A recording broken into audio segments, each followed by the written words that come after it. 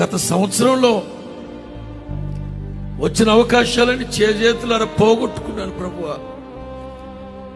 ఇక నా జీవితంలో రాదేమో ప్రభువా.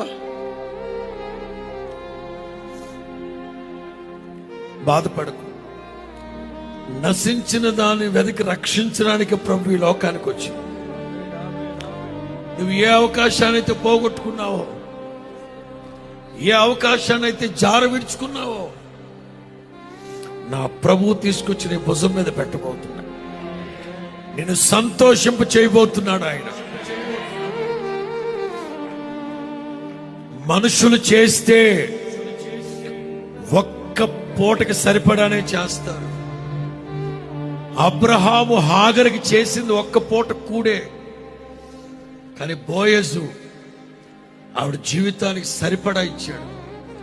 బోయజు కంటే